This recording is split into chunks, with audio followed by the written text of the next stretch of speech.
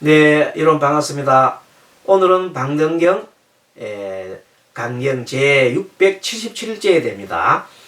오늘도 제4품 하지요. 사품 정품. 선정할 때 정자라 그랬죠. 부처님께서 이 동서남북에 있는 사대보살들에게 말씀합니다. 그대들이 이곳에 머물러도 좋다. 머무를 때 수행을 만약에 원한다면 여기서 수행을 마음 수행하는 법을 알려주겠다. 왜 마음 수행을 해야 되느냐 하면은 생사윤회를 벗어나서 최상의 경지에 들려면 반드시 욕망을 끊어야 한다. 욕망에서 벗어나야 한다. 욕망이 가장 그 수행을 하는데 가장 저해되는 장애거리이기 때문에 그 욕망을 벗어나는 방법 중에서 욕망이 4가지가 있는데 그 4가지에 대해서 얘기를 했죠. 4가지 욕망을 있고 처음에 색탐에 대한 그 다음에 지난 시간에 촉탐, 그 다음 낙탐, 그리고 마지막에는 장엄한 그 영락이라든지 또 복식 따위 같은 춤과 노래 이런 데 즐기는 그런 것도 탐욕이라고 했어요. 그래서 제일 처음에 색탐에 관련된 색이라고 하는 물질에 대해서 탐욕을 가지는데 특히 사람의 몸, 남자가 여자를 볼 때, 여자가 남자를 볼 때 가지는 것을 우리가 보통 색탐이라고 해요. 색욕이라고 그래요. 수행자가 그 색욕을 끊을 때 어떻게 해야 되느냐? 크게 4가지 법이 있는데 제1법문이 뭐냐면 여자를 생각할 때 또는 남자를 생각할 때 먼저 그 남자의 살갗이 없고 머리털도 없고 이 속에 있는 모든 거 다 없고 뼈만 있다 생각해요. 그 속에 뼈만 있다고 생각해요. 죽고 나면 뼈밖에 없잖아요. 그래서 그 흰 뼈를 생각하라. 그러면 모든 탐욕심으로부터 벗어날 수 있다. 그리고 이제 더 나아가서 제2법문은 뭐냐면 이 인당의 이마 눈썹과 눈 사이에 요 중앙에 보면 인당이에요. 인당에 뭐가 있다? 뼈가 있다. 흰 뼈가 있다고 생각해라. 그 얘기를 갖다 지난 시간에 했어요. 더 나아가서 이제 오늘 172페이지는 이렇게 얘기를 합니다. 자, 172페이지, 지난 시간에 171페이지 아랫부분을 좀 보겠습니다. 자, 이 사람이 다시 저 흰 뼈를 기억하는 동안에 마음의 삼마발제를 사마파티용으로 사마발제입니다. 사마발제, 관수행. 사마발제를 미간의 대추 같은 곳에 머물게 하고 인당이죠. 이렇게 기억하고는 자주 생각하여 마음의 머금이 여기 항상 있다고 생각해요. 여기 뼈가 있어요. 흰 뼈가 있어요. 그렇게 잃어버리지 않는다면 저 사람은 그때 마음이 고요해서 그렇게 계속 관하고 있으면 마음이 고요해져요. 그럼 기식. 그러면 얼마나 마음이 고요해지냐면 마음이 아주 고요해지면 호흡이 아주 늦게 호흡 길이가 길어져요. 그래서 호흡이 점점 길어지고 한 호흡이 따라 하는 것이 너무나 천천히 하게 되면 여기다가 숨을 이렇게 대보면 숨소리가 안 나요. 빨리 숨을 빨리 헐떡거리면 여기 속에서 숨 나오면 여기에 우리 그 손가락에 이 콧김이 나오는데 아주 고약이 있으면 여기 콧김이 전혀 나오죠. 기틀을 대놔도 기틀이 여동 안 합니다. 그 정도 됐을 때, 그 정도 마음이 고요했을 때는 마음이 너무나 고요해지고 거의 호흡이 정지된 것 같아요. 그런 상태를 우리가 무호흡의 상태라고도 합니다. 너무나 천천히 호흡을 하기 시작하면 나중에 호흡이 보통 처음에는 1분에 몇 회 이러다 나중에는 호흡이 되면 나중에 한 호흡 하는데 5분씩 6분씩 되는 10분씩까지 가면 한 호흡 하는데 5분 10분 간다 하면은 어떻게 되겠어요?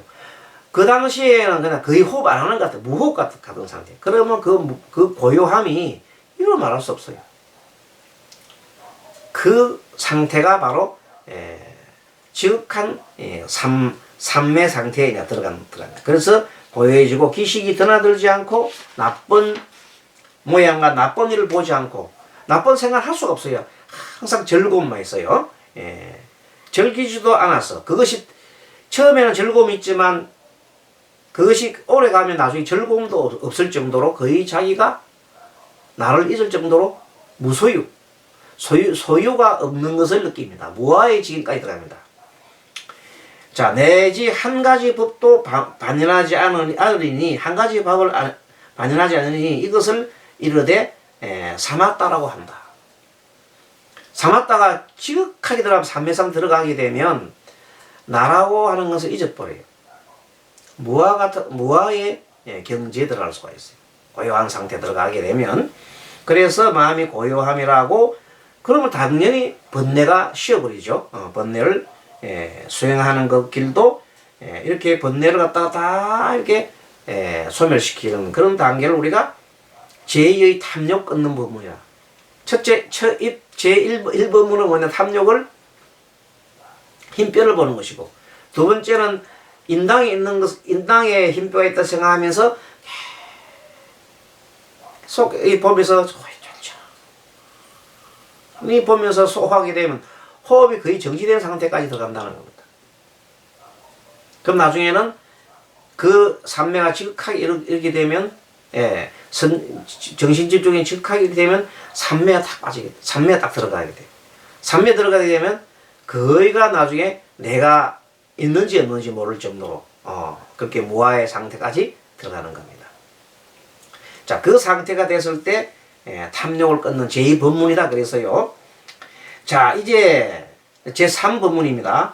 어떤 것이 몸의 고요함이냐 하면 이 사람의 이렇게 기억함으로써 몸에 드나드는 숨을 안정시켜 드나들지 않게 함이니, 그렇게 숨이 드나들지 않는다면 죽는 거잖아요. 그게 아니고 처음에 숨을 쭉 들어 마시고 내쉬고 하는 것을 천천히 아주 길게 내쉬는 호흡을 길게 계속 연습을 하는 거예요. 처음에는 1분 30초 1분 하다가 나중에는 2분 3분 4분 마음이 고요해지면 거의 호흡을 안 하듯이 그냥 하는 거예요. 한 상태에서. 자, 그렇게 하다 보면 이 사람은 이렇게 지혜 있는 사람은 파라사 붓다로서 이제 붓다 같은 그 깨달음의 경지에 들어간단 말이야. 그래서 몸과 마음이 고요함을 즐기다. 몸과 마음이 아주 고요합니다. 너무 고요해지면 자동적으로 즐거움이 일납니다. 즐거움이 일나요. 이렇게 기억하기 때문에 마음이 빨리 사마타에 순행하나니, 그래 빨리 삼매에 빨리 들어가는 겁니다. 삼매에 빨리 들어가려는 방법 중에 제일 좋은 방법이 뭐예요? 아까 지게 힘뼈가 있는 요걸 또 생각하면 좋지만 요것보다 더 빠른 것이 뭐냐면 호흡 수행이에요. 제1수행은 아까 지금 말하는 힘뼈가 있다고 여자를 볼 때 남자를 볼 때 힘뼈라 생각하는 거고, 두 번째 탐욕을 끊는 방법은 인낭에 뭐가 있어요? 뼈가 있다 생각하고 고요하게 바라보고 있는 것. 세 번째 제3의 방법은 뭐냐? 호흡을 아예 호흡 자체를 갖다가 마음을 호흡에다가 두는 거예요. 호흡을 들면 숨 들어 마시고 내쉴 때 호흡이 거의 무호흡인 상태까지 갔다. 어떻게? 숨을 길게 내쉬면 돼요. 길게. 그러다 보면 나중에는 거의 숨을 호흡이 멈춘 듯한 그 느낌이 나요. 그 전까지 들어가면 마음이 고요해서 너무나 고요해가지고 아주 이 기쁨이 일납니다. 그것이 이제 기쁨이 일나기 시작하면 그걸 보고 우리가 초선에 들었다 그래. 초선에 좀 더 들어가면 제2선까지 들어가고 호흡을 해서 맨 마지막에 무아의 경지까지 들어간단 말이에요. 내가 있는가 없는가에 없는 경지까지. 그래 들어가면 그것은 무소유 단계까지 들어가게 되면 제3선까지 갑니다. 그러다가 제4선까지 이르게 되면 아예 시비가 다 끊어져 버려요. 좋고 나쁘고 그 다음에 즐겁고 괴롭고 시하고 옳고 그름 이런 상태가 툭 떨어진 예. 그런 상태가 제 사선정에 들어가는 겁니다. 자, 그렇게 되면 드디어 이제 성자의 길에 이제 들어가게 되겠죠. 자, 아무튼 이 사람이 다시 두고를 그렇게 해서 이제 자 아까 제3까지는 마음을 아주 고요하게 하는 방법이에요. 그런데 제4 네 번째 탐욕을 없애는 법은 이 머리 두골을 생각할 때 이 두골이 콩알만 하다고 관을 하는 거예요. 내 머리가 콩알만 하다. 어디 가면 이 두골이 콩알만 하게 되겠어요? 높은 흑공에 올라가 보세요. 저 멀리 높이 올라가면 사람이 개미만하게 보일 텐데 이 두골은 사람 몸보다 작으니까 콩알만큼 되겠죠. 콩알보다 더 작겠지.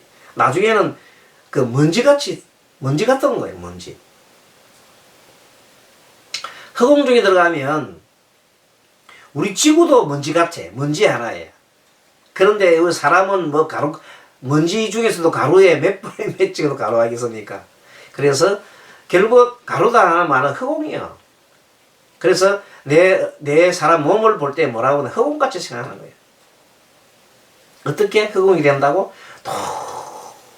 높은 곳에 뽑아서 바라보면 이건 흑공 속의 하나예요. 지구도 저 멀리서 보면 이게 안 보이는데 하나 점에 불과하는데 그 점 속에 있는 우리들이야 지구 속에 있는 것이야 뭐 그건 흑공 같은 거 아닙니까? 이렇게 보는 겁니다. 자, 이 사람이 다시 두골을 이마에 조그마한 대추 같은 것처럼 기억하여서 이렇게 자주 기억하고는 저 흑공같이 같다고 보고 뜻을 알겠죠? 저 흑공같이 같다고 보고 이렇게 저 흑공같이 기억을 하기를 자주 하고 두골을 한 개의 모래 티끌같이 생각하는 거예요. 모래 티끌이다. 그리고 내 몸 자체도 결국 나중에는 모래로 다 티끌처럼 날라가고 나중에는 흑공에 들어가는 겁니다. 나의 이 4대 치수화풍이라는 걸 되어 있는데 이걸 죽고 나고 나면 하나도 남아있지 않습니다. 모든 것이 다 흩어지고 맙니다. 그래서 이렇게 해서 제2, 제3의 뼈가루를 보되 그게 이제 사람들이 다 뼈가루들이요. 사람들 말하지만 저 사람들 전부 다 뼈가루들이에요. 그러니까 뭘 집착할 게 있겠어요? 그래서 가루처럼 흩어지는 존재들이다. 그래서 마침내 몸의 뼈를 보지 않고 흑공으로 보는 거예요. 처음에는 사람을 뼈로 봤잖아요. 근데 제4 본문에서는 몸 자체를 물어봐버려요. 아예 흑공에 뼈 있는 흑공. 몸이 공하니까 흑공을 보는 겁니다. 이렇게 흑공을 본다면 저 가운데 몸과 마음은 바로 파라사 삼발제가 되나니 파라사 삼발제라는 이제 그 일종의 선정 상태죠. 그렇게 되나니 이것이 이르되 제4 사마타에 순회하는 것이다. 제 네 번째 사마타에 순회하는 거다. 첫 번째 힘뼈로 보는 것, 두 번째는 인당에 있는 것으로 생각하는 것, 세 번째는 호흡으로서 호흡이 거의 정지된 상태까지 하는 것이 있고, 네 번째는 아예 네 번째는 이 모든 만물들이 흑공이다. 우리 몸 또한이면 흑공이 아니다. 두 개가 흑공이 아니다. 모든 것이 흑공과 같다고 보는 겁니다. 그렇게 하면은 번뇌의 길을 갖다가 다 끊을 수 있다. 이렇게 본 겁니다. 그때 장로 교진녀가 부처님께 사회였습니다. 세존이시여, 흑공의 모습은 유의입니까? 그럼 저 흑공이라는 것은 흑공의 모습을 유의 있다고 보는 겁니까? 이렇게 보는 겁니다. 그랬더니 부처님께서 유의상이다. 그거는 있다고 보는 상이다. 이렇게 얘기하는 겁니다. 그러면 그렇다면 그것은 자상입니까? 스스로 마음을 일으킨 겁니까? 타상입니까? 다른 사람이 일으킨 했다니까 자상이다. 스스로가 그렇게 생각해 지은 것이다. 이렇게 얘기하는 겁니다. 그러면 모든 법계의 유위계를 관찰한다면 이것이 사상이라 하리니, 자상이라 하리니, 이 이름을 자상이라 하리니, 왜냐하면 물질의 고요함을 관찰하는 자는 내가 관찰하는 것이거든요. 그리고 그것을 공하다고 보는 것도 내가 공하다고 보는 거란 말이지. 그러므로 능히 열애를 본다고 인정하기 때문이다. 삼라만상에 있는 모든 법을 보는 자 열애를 보리라고 했습니다. 부처님께서 나를 갖다가 내 육신을 보고 보는 자는, 내 육신을 보고 나를 보는 자는 나를 갖다가 제대로 보지 못하는 자다. 나를 제대로 보려 그러면 법으로 봐라. 부처님 가르침을 봐라 그랬어요. 부처님 가르침이 바로 뭐냐면 모든 것은 무상하고 모든 것은 무하라고 그랬잖아요. 그렇기 때문에 아까 얘기했던 흑공처럼 공으로 보는 것이 무상과 무하로 보는 겁니다. 모든 것은 무상하고 무하로 보는 겁니다. 그러니까 공으로 본다는 것은 진리 말씀이잖아요. 그래서 공으로 봤다면, 그러므로 어떤 사람이 뼈를 관찰할 때 뼈는 가루같이 바람에 흩어지고 그 뼈는 결국 공이다 이렇게 봤다면, 이건 능히 부처를 본 것이고 바로 능히 물질의 진실한 성품을 관찰한 거다. 물질의 진정한 성품은 공이요. 사실은 과학적으로 보면 이 수소, 산소, 이 알갱이 속에 계속 쪼개 들어가면 그 속에는 다 텅 비었어요. 안에는 뭐가 있다고요? 크크란 물질이 있는데, 크크란 물질이 텅 비었다니까. 텅 비어 속에 텅 빈 공간에 빛이 파장으로 왔다 갔다 하는 것밖에 없어요. 빛이 파장으로 왔다 갔다 하는 것이 전부 다예요. 공간에는 텅 비었어요. 그 공간이 어느 정도 그리냐 하면,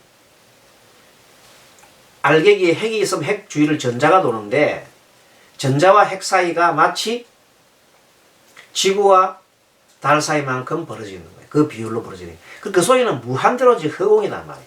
그 작은 속에도 흑공이 되어 있으니 이 물질 전체가 다 흑공이에요. 그걸 빨리 알고, 그리고 아예 뼈가 뭐예요? 뼈가 가루고, 뼈는 가루요. 또 뼈 가루면서 이 뼈 가루가 흑공이다. 내 눈을 보인다 하지만 사실은 결론적으로 그것은 흑공과 같은 것이고, 나중에 죽고 나면 아무것도 없잖아요. 그래서 아무것도 없는 그 본래 속성이 흑공입니다. 그러면 완전히 아무것도 없나? 그건 아닙니다. 인연되면 또 나타납니다. 인연되면 나타났다가 가화하거든. 가화했다가 나타났다가 실상은 아닌데 가합에서 아지랭이처럼 나타났다가 사라지고, 마치 모함 만나가지고 구름이 있다가 있어부터 사라지듯이, 그런 것 같은 것이요. 지수화풍이 만나가 생명이 들어오면, 정신이 들어오면 사람이 되었다가 흩어지면 또 흑으로 갔다가 이렇게 왔다 갔다 하는 겁니다. 그 상태를 무상하고 무상한 그 상태라는 겁니다. 이렇게 보고는 능히 물질의 진실한 성품을 관찰한다면 이 사람은 그때 모든 물질을 모두 공적이라고 보고, 모든 물질을 공하다, 흑공과 같다 이렇게 본다면 정말로 이 만물의 실상을 바로 본 겁니다. 그렇게 되면 다시 한량없는 부처님 내지 시방 부처님을 보는 것 같습니다. 또 열의 30이상과 80종을 다 보고, 나아가서는 시방 부처님의 원만한 육신에서 광명이 두루 비추고, 그리고 둥근 냐그로다 나무 요걸 갖다가 보통 니구타 한문 경전에는 니구타라고, 니구타 수는 나무 숫자잖아요. 니구타 수와 같음을 보리라. 이 만물을 어떻게 본다고요? 모두가 공하게 봤다. 사람도 공이요, 물질도 공이요, 모든 우리가 알고 있는 돈도 공이요, 모든 삼라만상의 지수화풍이 다 공이다 이렇게 관한하는 겁니다. 그건 어떤 것에 가라면 바로 제대로 가는 거다. 모든 것이 허공같고 공과같이 가면 그 어디도 우리가 욕심이 있을 수가 없습니다. 집착이 없겠지요. 자, 저 사람이 과거에 만약에 열반의 도를 배워서 성근을 지은 자라면 곧 생각하기를 내 마땅히 부처님께 이러한 허공은 누가 조작이며 누가 조작했는가, 어느 때 사라지는가를 물어보리라 할 것이며, 이렇게 생각하고 나서 부처님께 물을 때 부처님이 곧 그에게 연설하시기를, 저 허공이라는 것은 다만 명자가 있을 뿐이요. 허공이라고 생각하는 것은 내가 생각을 일으킨 거예요. 조작한 이도 없어요. 그리고 어느 때 사라지는 것도 아니에요. 저 허공은 사라지는 것이 아니에요. 저 허공이란 명자가 있을 뿐이고, 조작한 스스로 허공을 만드는 사람이 있는 것도 아니고, 또 허공이 사라지는 것도 아니고, 그냥 그 허공이 있는 거야. 그러므로 허공이라 하면 허공 자체지 허공 스스로는 느낌도 없어요. 그리고 물질과 수량도 없어요. 그리고 모양도 없고, 허공은 모양이 없어요. 나는 것도 없고 사라지는 것도 없어요. 그대로 있는 거예요. 모든 법상도 얻을 수도 없고 어떤 생각이나 생각하는 것도 없다. 이렇게 하시리니, 지금 현재 허공에 대한 속성에 대한 얘기를 하고 있습니다. 뭐 예전에 일본에서는 허공에 대한 속성에 대해서 허공목품입니까? 그쪽에서 많이 다뤘습니다만은, 일단은 오늘 여기까지 하고 점점 또 수행으로 들어가니까 조금 깊지요. 생각 깊고, 이렇게 해서 조금씩 수행법을 하나씩 좀 해갑니다. 1, 2, 3, 4 네 가지의 그 수행에 관련된, 사마타에 관련된 네 가지 법이 있었습니다. 여기까지 마치고 다음 시간에 뵙도록 하겠습니다. 여러분 수고하셨습니다. 마하반야바라밀.